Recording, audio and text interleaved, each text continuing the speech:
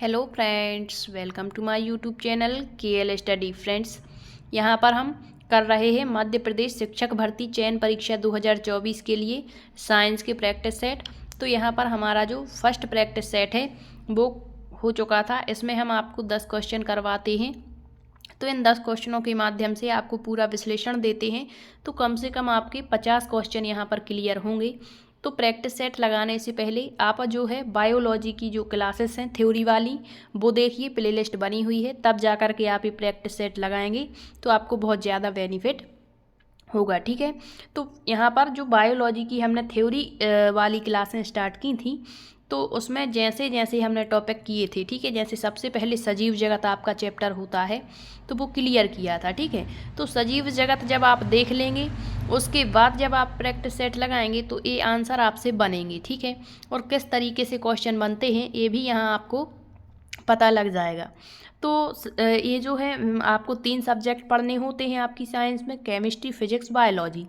तो बायोलॉजी की हमारी थ्योरी क्लासेस चल रही थी, तो उसी के प्रैक्टिस सेट यहाँ पर हम अभी कंटिन्यू डालेंगे, ताकि आप जो थ्योरी आपने पढ़ रखी है उनका यहाँ पर रिवीजन भी कर पाएँ और जो चीज़ें माइंड से निकल जाती हैं उनको पुनः से यहाँ पर दोहरा पाएँ। ठीक है, तो ये हमारा प्रैक्टिस सेट फर्स्ट रहेगा, सेकंड रहेगा। प्रैक्टिस सेट फर्स्ट में हमने कोशिका पर बनने वाले बेसिक क्वेश्चन देखे हुए थे कि कोशिका का अध्ययन क्या कहलाता है। इसके बाद पूरी चीज़ें आप वहाँ पर देख सकते हैं। अब देखिए यहाँ पर प्रैक्टिस सेट 2 में हम अगले 10 क्वेश्चन करेंगे, जिसमें आपको बिल्कुल क्रम से ही जैसी जैसी थ्योरी करवाई है उसी के अकॉर्डिंग आपके जो है प्रैक्टिस सेट रखेंगे। ठीक है, तो पढ़ने में भी आपको सुविधा रहेगी, कहीं पर भी ढूंढना नहीं पड़ेगा। तो पहले आप थ्योरी वाली क्लास में जा कर के देख लें। लगभग 40 से 45 क्लासेस हो गई हैं, जिसमें हमने आपको बिल्कुल डिटेल से हर एक चीज़ को बता रखा है। ठीक, तो आइए स्टार्ट करते हैं आज का अपना सेशन। क्वेश्चन नंबर 11 से यहाँ पर रखेंगे। क्वेश्चन 10 तक कल के प्रैक्टिस सेट में हो गया था। तो क्वेश्चन नंबर 11 क्या है, कोशिका झिल्ली या प्लाज्मा झिल्ली किसकी बनी होती है। तो इससे पहले जब आपको पता होगा कि कोशिका झिल्ली क्या कहलाती है, आपने कोशिका तो बहुत अच्छे से पढ़ा होगा। ठीक है, तो कोशिका में सबसे पहले कोशिका के जो कोशिकांग होते हैं उनको पढ़ना होता है, कोशिका का स्ट्रक्चर पढ़ना होता है। तो कोशिका जो झिल्ली होती है या प्लाज्मा झिल्ली, कल आपको बताया था कि मान के चलिए ये कोई कोशिका है, कोशिकाओं से बनते हैं आपके ऊतक, मतलब कोशिकाओं के समूह ऊतक कहलाते हैं। ऊतक से आपका क्या बनता है, अंग बनता है, और अंग से आपके अंग तंत्र बनते हैं। तो कभी कभी यहाँ पर केवल क्या पूछ लेते हैं, आपके क्रम भी पूछ लेते हैं कि क्रम बताइए, उपर्युक्त क्रम क्या है। तो सबसे पहले क्या बनी, कोशिका बनी। कोशिका के बाद क्या बने, आपके ऊतक बने।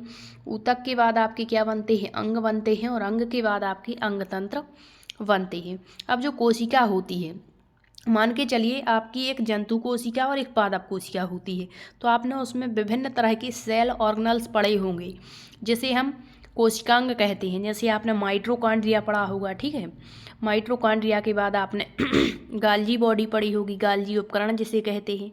इसके बाद आपने राइबोसोम पढ़ा होगा। इसके बाद आपने लाइसोसोम पढ़ा होगा। इसके बाद कई जो हैं आपके कोशिकांग होते हैं, अंतःप्रद्रव्य जालिका, एंडोप्लाज्मिक रेटिकुलम जिसे कहते हैं।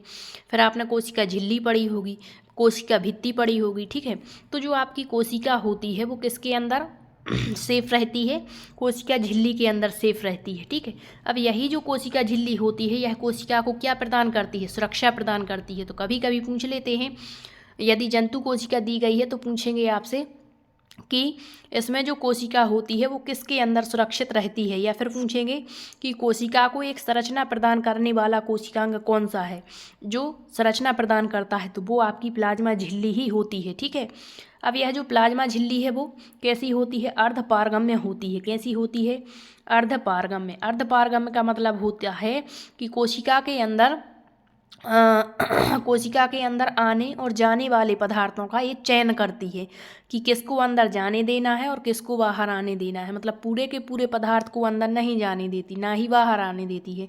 मतलब जिस तरह से एक फिल्टर काम करता है उसी तरह से आपकी ये कोशिका झिल्ली होती है। तो ये कैसी होती है, इसकी प्रवृत्ति का भी कभी पूछ लेते हैं, पिछली बार पूछा गया था कैसी होती है, तो अर्धपारगम्य होती है।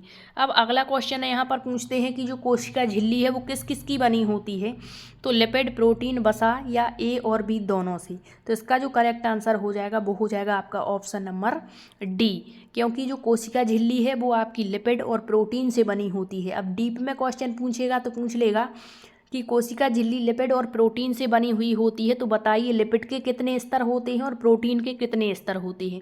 तो आइए यहाँ देख लेते हैं हम। कोशिका झिल्ली जंतु और पादप कोशिकाओं दोनों में पाई जाती है, ये तो सभी को पता है। मतलब आपके प्लांट सेल में और एनिमल सेल दोनों में ही आपकी सेल मेम्ब्रेन प्रेजेंट रहती है, मतलब पाई जाती है। अब प्रत्येक कोशिका के सबसे बाहर चारों ओर एक बहुत पतली, मुलायम और लचीली झिल्ली होती है, जिसे ही कोशिका झिल्ली, प्लाज्मा झिल्ली या प्लाज्मा मेम्ब्रेन कहते हैं। कन्फ्यूजन नहीं रखना है, एक ही बात है, चाहे कोशिका झिल्ली कहें, प्लाज्मा झिल्ली, प्लाज्मा मेम्ब्रेन, ठीक है। तो कहाँ पर पाई जाती है, कोशिकाओं के बाहर पाई जाती है और चारों तरफ। और कैसी होती है, तो बहुत पतली होती है, मुलायम और लचीली होती है। यह झिल्ली जीवित एवं अर्धपारगम्य होती है, तो ये भी प्रवृत्ति याद रखेंगे, अर्धपारगम्य होती है। नेक्स्ट पॉइंट याद रखेंगे आप, इस झिल्ली द्वारा कुछ ही पदार्थ अंदर और बाहर आ जा सकते हैं, सभी पदार्थ नहीं, जो हम आपको बता चुके हैं। अतः जो आपकी कोशिका झिल्ली है उसे चयनात्मक पारगम्य झिल्ली भी कहते हैं, मतलब चयन करती है कि किस पदार्थ को अंदर जाने देना है, किसको नहीं जाने देना। नेक्स्ट है, कोशिका झिल्ली लिपिड और प्रोटीन की बनी है, तो ये तो पता है, लेकिन इसमें जो डीप क्वेश्चन बनेगा तो वो बन जाएगा कि यहाँ पर जो प्रोटीन है उसकी 2 परतें होती, किसकी, प्रोटीन की, और लिपिड की कितनी परत होती है, 1 परत होती है, ये भी याद रखिए। अब नेक्स्ट है, कोशिका झिल्ली एक सीमित झिल्ली का कार्य करती है, यह कोशिका का एक निश्चित आकार बनाए रखने में मदद करती है, साथ ही साथ कोशिका को यांत्रिक सहारा प्रदान करती है, ठीक। अब इससे ज़्यादा यदि आप पढ़ना चाहते हैं तो आप थ्योरी वाली क्लासें ज़रूर देखें, वहाँ मैं आपको बहुत डीप में पढ़ा चुकी हूँ, ठीक। इसके बाद ये तो हुआ कोशिका झिल्ली पर बनने वाला क्वेश्चन, और यहाँ से कई क्वेश्चन बन सकते हैं, ठीक। अगला क्वेश्चन देखिए, क्वेश्चन नंबर 12 रहेगा यहाँ पर।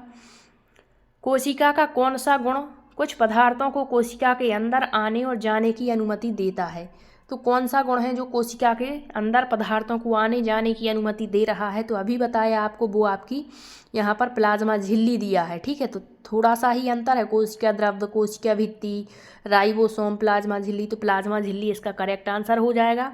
अब ये कोशिका द्रव्य क्या होता है, जिसे हम जीव द्रव्य भी कहते हैं, ठीक है। फिर कोशिका भित्ति कहाँ पाई जाती है, सब आपको बता चुके हैं।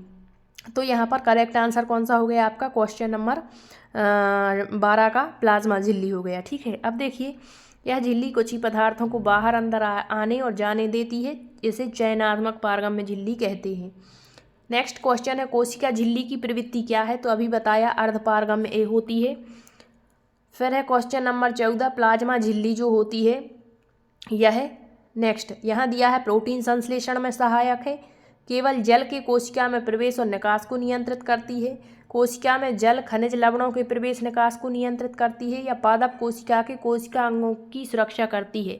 तो इसका जो करेक्ट आंसर है ऑप्शन सी हो जाएगा, कोशिका में जल, खनिज, लवणों के प्रवेश और निकास को नियंत्रित करती है, ठीक है। तो इस तरीके से क्वेश्चंस बनते हैं। नेक्स्ट क्वेश्चन है, कोशिका भित्ति सिर्फ किन कोशिकाओं में पाई जाती है, तो ऑप्शन दिया है केवल जंतु कोशिकाओं में, केवल पादप कोशिकाओं में, दोनों में या दोनों में नहीं। तो इसका जो करेक्ट आंसर हो जाएगा केवल पादप कोशिकाओं में, ठीक है। अब कुछ अपवाद होते हैं तो जंतु में भी देखने को मिल जाती है, लेकिन मुख्य रूप से यह जो है केवल पादप कोशिकाओं में ही देखने को मिलती है। नेक्स्ट है यहाँ पर देखिए थोड़ा सा, कोशिका भित्ति सेल्यूलोज की बनी होती है, पारगम्य होती है।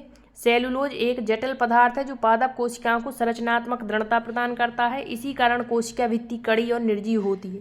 तो यहाँ कोशिका भित्ति की बात की गई है, ठीक है। सेल वॉल जिसे कहते हैं, यह बहुत ही जटिल होती है। पादप कोशिकाओं का मुख्य जो कार्य होता है, या पादप कोशिकाओं को जो संरचना प्रदान करती है, स्ट्रक्चर बनाती है, उसका वो क्या होती है, कोशिका भित्ति होती है। और यह केवल पादप कोशिकाओं में होती है। किसकी बनी होती है, सेल्यूलोज की। यह कैसी होती है, पारगम्य होती है, जबकि आपकी प्लाज्मा झिल्ली कैसी होती थी, अर्धपारगम्य थी, ठीक है। अब सेल्यूलोज कैसा होता है, जटिल पदार्थ, संरचनात्मक दृढ़ता। तो क्वेश्चन बन जाएगा यहाँ से, पादप कोशिकाओं को संरचनात्मक दृढ़ता प्रदान करती है, तो वो आपकी सेल वॉल होती है, इसी कारण यह भित्ति कड़ी और निर्जीव होती है। कोशिका को निश्चित आकृति और आकार बनाए रखने तथा यांत्रिक सहारा प्रदान करती है। कोशिका झिल्ली की भी यह रक्षा करती है, क्योंकि कोशिका झिल्ली आपकी जंतु पादप दोनों कोशिकाओं में होती है। तो जो पादप कोशिकाएं होती हैं उसमें सबसे बाहरी जो स्तर होता है वो आपका सेल वॉल का होता है।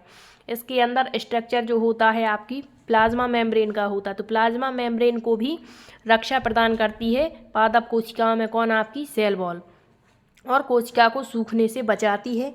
पादप कोशिकाओं का सबसे बाहरी आवरण कोशिका भित्ति ही होती है। नेक्स्ट क्वेश्चन है, किसकी उपस्थिति के कारण किसी पादप कोशिका और जंतु कोशिकाओं में अंतर पाया जाता है?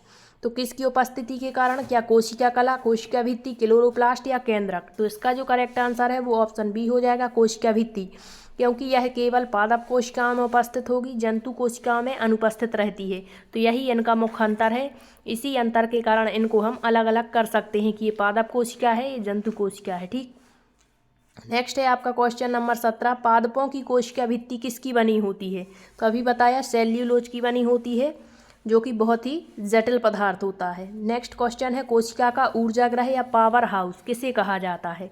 तो ये कोशिकांग, किस कोशिकांग को क्या कहते हैं? यहाँ से एक क्वेश्चन बन जाता है कभी कभी। तो कोशिका का जो ऊर्जाग्रह कहें या पावर हाउस कहें या शक्ति ग्रह कहें, एक ही बात है। तो ये किसे कहा जाता है? आपके माइटोकॉन्ड्रिया को कहा जाता है। अब देखिए थोड़ा सा माइटोकॉन्ड्रिया के बारे में। माइटोकॉन्ड्रिया को कोशिका का बिजली घर भी कहते हैं, क्योंकि जिस तरह से शरीर को ऊर्जा भोजन से प्राप्त होती है, उसी तरीके से आपकी जो कोशिका होती है उसका बिजली घर किसे कहेंगे? हम माइटोकॉन्ड्रिया को कहेंगे। यह कोशिका द्रव्य, अब कोशिका द्रव्य आपको थ्योरी वाली क्लास में बहुत अच्छे से बताया है, वहाँ जाकर आप देख सकते हैं, जिसे हम जीव द्रव्य भी कहते हैं। तो कोशिका द्रव्य मतलब एक चिपचिपा पदार्थ होता है। ठीक है, पूरे शरीर के अंदर ये भरा पड़ा रहता है, और जो हमारे सभी कोशिकांग हैं वो एक दूसरे से, यहाँ यदि ये कोशिका द्रव्य नहीं होता तो टक्कर भी कर सकते थे, लेकिन इसी कोशिका द्रव्य के कारण यह एक यथा स्थान पर बने हुए हैं। ठीक, तो कोशिका द्रव्य में पाई जाने वाली बहुत महत्वपूर्ण रचना होती है क्या? आपकी माइटोकॉन्ड्रिया, जो कोशिका द्रव्य में बिखरी रहती है। अब जो माइटोकॉन्ड्रिया है इसको अल्टमान ने क्या नाम दिया? बायोब्लास्ट, और बेंडा ने क्या नाम दिया था? माइटोकॉन्ड्रिया। ठीक, तो ये खोजें भी याद रखेंगे कि किस कोशिकांग की खोज किस विद्वान ने और कब की थी, क्योंकि फैक्ट के रूप में क्वेश्चन डायरेक्ट भी यहाँ से बन जाते हैं। अब बिजली घर भी कहते हैं, कोशिका का श्वसन स्थल भी कहते हैं। कोशिका में इसकी संख्या निश्चित नहीं होती, मतलब ऐसा निश्चित नहीं है कि किस कोशिका में माइटोकॉन्ड्रिया की संख्या कितनी है, मतलब अनिश्चित होती है। ऊर्जा युक्त कार्बनिक पदार्थ का ऑक्सीकरण माइटोकॉन्ड्रिया में होता है, जिससे काफ़ी मात्रा में ऊर्जा प्राप्त होती है। इसीलिए माइटोकॉन्ड्रिया को कोशिका का शक्ति केंद्र, कोशिका का ऊर्जाग्रह, power house of the cell कहा जाता है, कोशिका का इंजन भी कहते हैं। ठीक है, तो ये माइटोकॉन्ड्रिया के बारे में कुछ इंपॉर्टेंट फैक्ट्स हैं जिनको आपको याद रखना है। नेक्स्ट क्वेश्चन है, यदि माइटोकॉन्ड्रिया कार्य करना बंद कर दे तो कोशिका में कौन सा कार्य नहीं होगा? यहाँ दिया है भोजन का अवकरण, भोजन का ऑक्सीकरण, भोजन का पाचन या भोजन का अवशोषण। तो इसका करेक्ट आंसर ऑप्शन बी हो जाएगा। यदि माइटोकॉन्ड्रिया कार्य करना बंद कर देगा तो भोजन का ऑक्सीकरण नहीं हो पाएगा। ठीक, आज का लास्ट क्वेश्चन है, कोशिका में प्रोटीन संश्लेषण कहाँ होता है? तो करेक्ट आंसर होता है इसका राइबोसोम। अब जो राइबोसोम है वो आपकी जो प्राद्रव्य जालिका होती है एंडोप्लाज्मिक रेटिकुलम, ये भी दो प्रकार का होता है। ठीक है, एक तो आपका खुरदरा एंडोप्लाज्मिक रेटिकुलम होता है, एक चिकना। तो जो खुरदरा एंडोप्लाज्मिक रेटिकुलम होता है वहाँ पर आपके जो है राइबोसोम्स के कण पाए जाते हैं, और यह जो है राइबोसोम प्रोटीन संश्लेषण में प्रमुख भूमिका निभाते हैं। तो यहाँ से क्वेश्चन बनता है, देखिए कैसा क्वेश्चन बनता है। सर्वप्रथम पहले याद रखेंगे राइबोसोम की खोज किसने की थी? तो रॉबिन्सन और ब्राउन ने 1953 ईस्वी में पादप कोशिका में, तथा पैलेड ने 1955 में जंतु कोशिका में राइबोसोम को देखा, और 1958 में रॉबर्ट ने इसका नामकरण किया था। मुख्य रूप से पैलेड माने जाते हैं इसके खोजकर्ता। ठीक, अब यह राइबोन्यूक्लिक एसिड नामक अम्ल एवं प्रोटीन के बने होते हैं। तो पूछ सकता है राइबोसोम किसके बने होते हैं, तो राइबोन्यूक्लिक एसिड नामक अम्ल और प्रोटीन की, और यह प्रोटीन संश्लेषण के लिए उपयुक्त स्थान प्रदान करते हैं।